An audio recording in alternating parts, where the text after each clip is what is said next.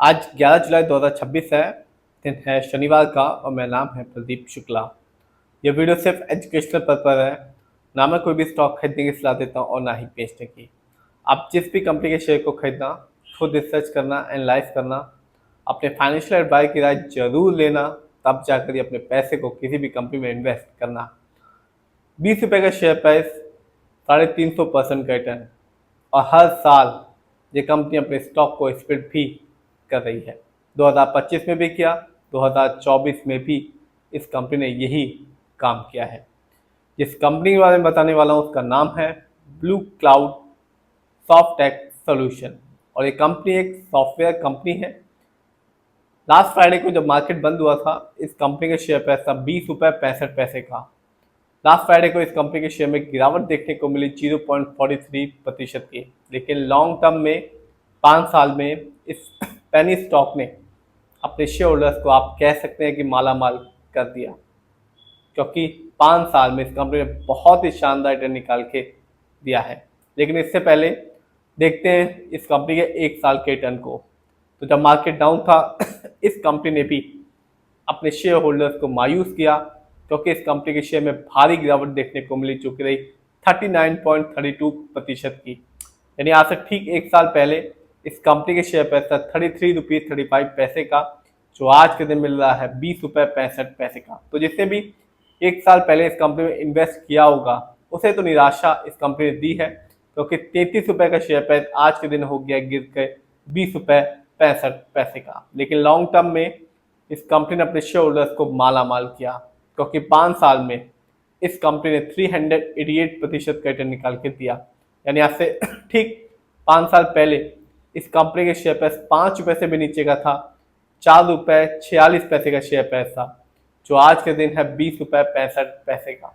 तो जिससे भी इस पेनी स्टॉक को 5 साल पहले खरीदा होगा, एक अच्छा खासा अमाउंट लगाया होगा, और सबसे इम्पोर्टेंट चीज़ 5 साल तक वेट किया होगा, उसे इस कंपनी ने लॉन्ग टर्म में 5 साल में माला माल किया है। क्योंकि 4 रुपये 46 पैसे का शेयर प्राइस आज के दिन है 20 रुपये 65 पैसे का। तो साफ है, 1 साल में तो निराश किया इस कंपनी ने, लेकिन 5 साल में इस कंपनी ने अपने शेयर होल्डर्स को बहुत ही शानदार रिटर्न निकाल के दिया है। जानते हैं इस कंपनी के स्टॉक के परफॉर्मेंस को।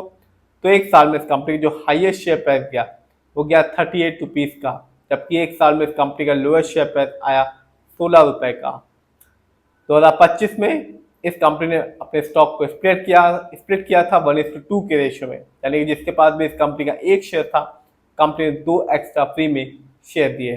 2024 में भी यही काम इस कंपनी ने किया था, अपने स्टॉक को स्प्लिट किया था 1:2 के रेशियो में, यानी कि जिसके पास भी इस कंपनी का एक शेयर रहा होगा, कंपनी ने 2 एक्स्ट्रा फ्री में शेयर दिए। साथ ही साथ मामूली सा 0.02 पैसे का डिविडेंड भी इस कंपनी ने अपने शेयर होल्डर्स को दिया था। देखते हैं इस पेनी स्टॉक के फंडामेंटल्स को। तो जो कंपनी का मार्केट कैप है वो है 1914 करोड़ का। ये कंपनी स्मॉल कैप की है, क्योंकि मार्केट कैप 5-4 करोड़ के नीचे का है। और स्मॉल कैप की कंपनी ऐसी कंपनियां होती हैं जो अपने शेयर होल्डर्स को मालामाल कर देती हैं। इन कंपनियों में पूंजी कम लगी होती है और नुकसान होने की जो संभावना होती है वो बहुत ज़्यादा होती है, और प्रॉफिट की यानी कि रिटर्न की भी अच्छी खासी संभावना होती है लॉन्ग टर्म में। इस कंपनी का पीबी रेशियो है 1.48। शेयर मार्केट में एक अच्छा पीबी रेशियो कहलाता है 1 या तो बिलो 3। इंडस्ट्री पी 17.92 है। शेयर मार्केट में एक अच्छा इंडस्ट्री पी कहलाता है 20 से लेकर 25 के बीच में। ये बताता है जो कंपनी के स्टॉक है मार्केट में कैसा परफॉर्म कर रहा है, क्या वो बहुत ज़्यादा महंगा तो नहीं हो गया शेयर मार्केट में, क्या बहुत ज़्यादा सस्ता तो नहीं हो गया शेयर मार्केट में। डेप्ट टू इक्विटी 0.29 है। डेप्ट टू इक्विटी का मतलब होता है कंपनी पर कितना लोन कर्ज है, और इस कंपनी के डेप्ट टू इक्विटी को देखकर लगता है कि इस कंपनी पर लोन कर्ज ना के बराबर है। आरओई यानी कि रिटर्न ऑन इक्विटी, इसका मतलब होता है कि कंपनी ने आपके पैसे को लगाकर कितना कमाया है। इस कंपनी के जो आरओई है वो है 6.55 का। शेयर मार्केट में एक अच्छा आरओई कहलाता है 15% से लेकर 20% के बीच में।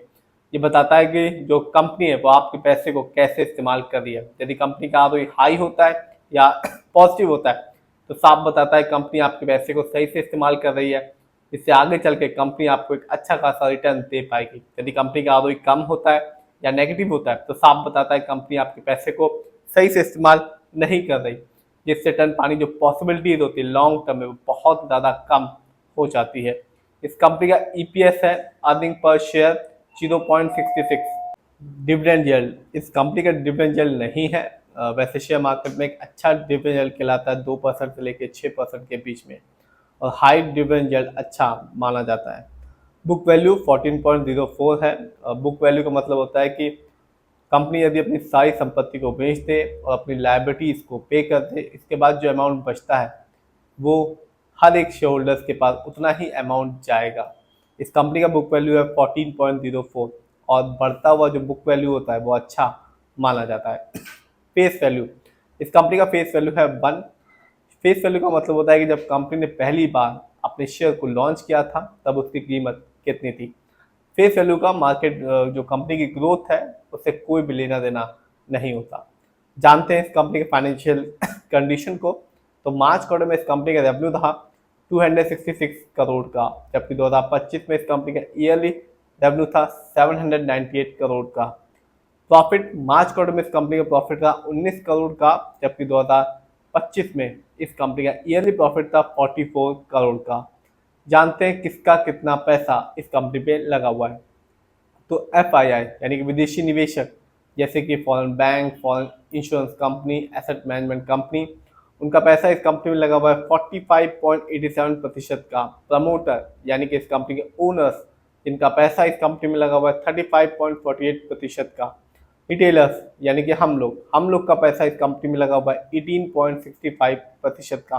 तो कंपनी ने लॉन्ग टर्म में रिटर्न के मामले में अपने शेयर होल्डर्स को बिल्कुल भी निराश नहीं किया है, खासतौर पे 5 साल में। और हर साल ये कंपनी अपने स्टॉक को स्प्लिट भी कर रही है।